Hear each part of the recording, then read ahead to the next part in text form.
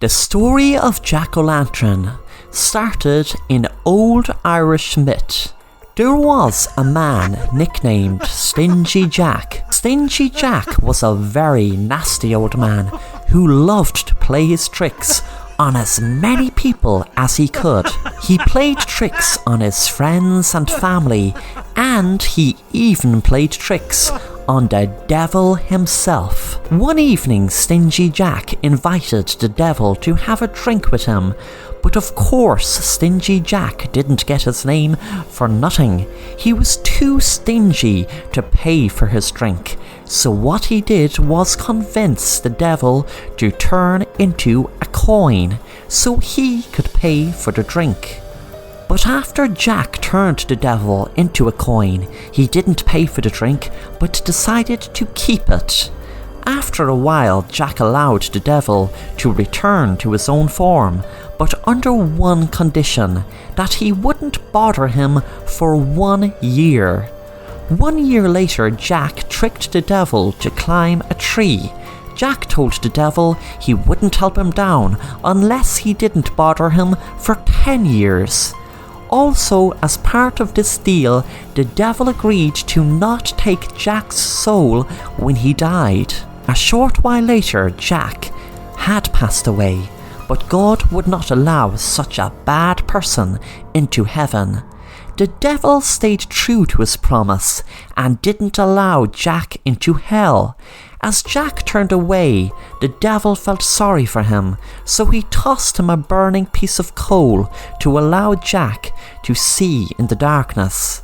Jack had decided to carve out a turnip and put the burning piece of coal into it to light his path. Many Irish have claimed to have seen this ghost, which they called Jack of the Lantern. In the 1800s, when the Irish immigrated to America, people started carving the jack-o'-lanterns with pumpkins, which are perfect for carving the jack-o'-lanterns, which have become such an iconic part of Halloween today.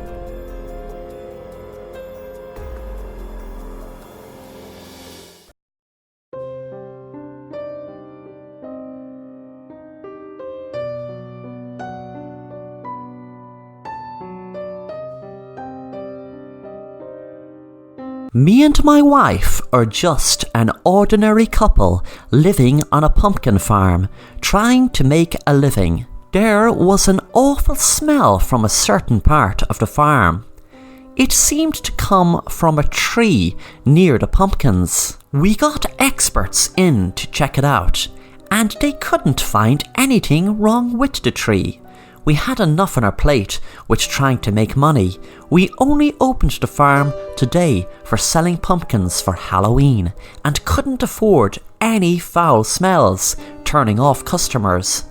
As the smell kept coming from the tree, I decided to dig it up from its roots, hoping that would get rid of the smell.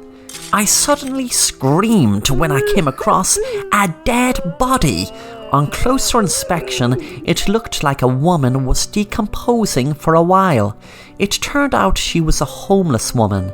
The sheriff and police department are good friends with me, so changed the details of where the body was found to a field outside my farm. That way, it wouldn't affect the pumpkin business we have. No one would want to buy a pumpkin from the same field a corpse had been decomposing. It was a real-life nightmare that a poor, hungry, homeless woman who survived on pumpkins and lived in a tree died out here. Lots of pumpkins sold that weekend. The nightmare continued when I got a call from the sheriff. He said, "Stop selling those pumpkins." The results came back, and that woman's autopsy, it was the pumpkins that killed her. They were laced with arsenic. Someone has poisoned all your pumpkins. I froze, thinking how many people could have possibly made pumpkin pie or soup etc. early. If they did, they won't live to see Halloween.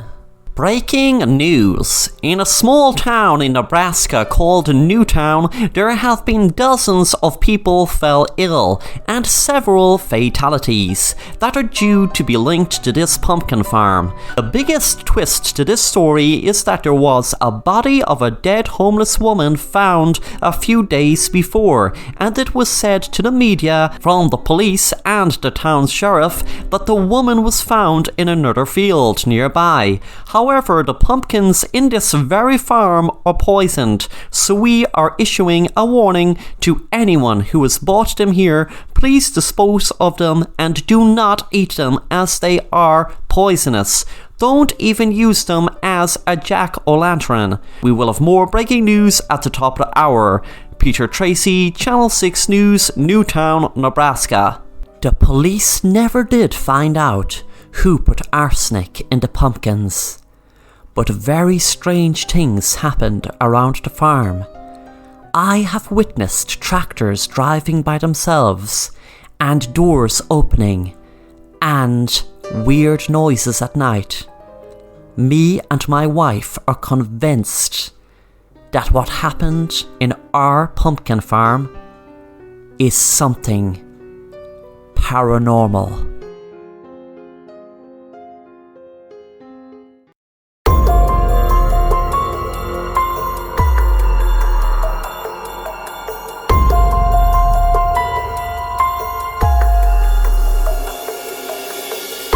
Me and my husband were so happy to be moving to a new town, away from all the nosy neighbours and drama of our old town.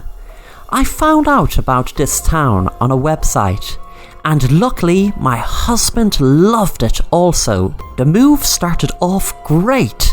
The first day we arrived, within an hour, my neighbour, who seemed to be a really cool, friendly girl, called over and invited me and my husband to their Halloween party they were having that night. I remember joking, telling my husband, wouldn't it be bad luck moving into a new house on Halloween night? But thankfully everything was going great. That night we decided to go into the local mall and choose outfits for the party. An hour later, when we arrived at the party, it was in full swing.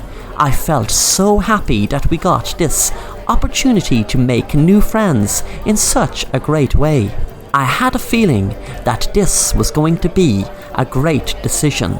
Moving to this town felt so right. I was wandering around the house, deciding to let myself go, but as I walked down the hall, it seemed very quiet compared to the rest of the house. I heard some talking, and I know I didn't want to be an eavesdropper, but I tried to listen outside the door, but the voices sound muffled. As I peeped in through the gap in the door, I could feel my heart thumping in my chest as I could see the girl who invited me and my husband kissing. Then I nearly collapsed as I saw down on the ground a dead body with blood all over it. I slowly stepped back, but could hear clearly now. My husband said to the girl, "Don't worry, it was a brilliant idea, you emailing her that site address to look at, to choose this town, and trust me, I enjoyed encouraging her a lot to choose it too." The girl said, "But how are you going to get her to join us and become a vampire?" My husband said, "Trust me, did I ever let you down?" I felt like the walls were closing in on me. I couldn't register what was happening.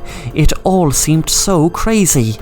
I knew I had to get out of the house, but as I turned, all I could see was a man smiling at me with blood rolling out of his mouth.